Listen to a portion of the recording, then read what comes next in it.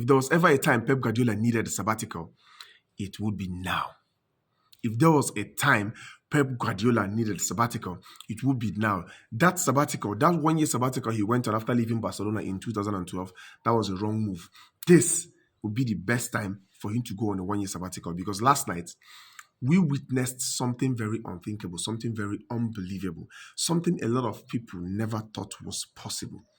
Man City bottling a 2-0 lead against PSG.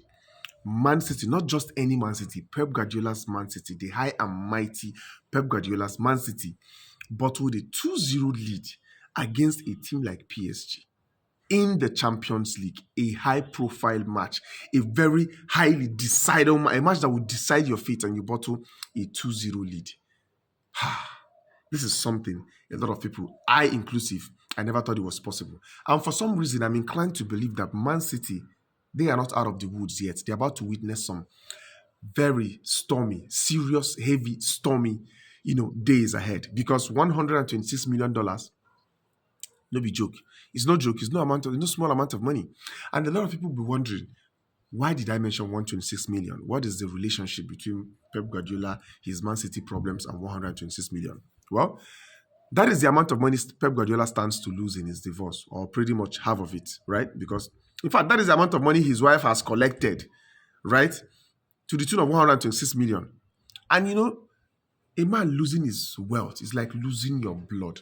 And worse still, he has lost his wife. His family is no longer intact. It's not in one piece. And then half of his wealth gone. You don't expect a man who has gone through all this to give you a stellar performance. You don't expect a man who has gone through all this to be focused on his game, to have his head straight. Because believe it or not, this series of events that have happened in the past, recent past, that led up to this divorce will keep reoccurring. He's going to keep having flashes of those, images in his head. Now imagine being in a match, you are studying a match. And I hope you guys believe me that momentary distractions, flashing of distractions in your head can distract you from missing a very integral, a very important detail about anything. For example, Guardiola in a match, studying a match, trying to see what to do to make, his players' performance better. And all of a sudden, an image flashed in his head. He remembers something that happened in court or something his wife said. That 5-10 seconds of distraction could cost you heavily.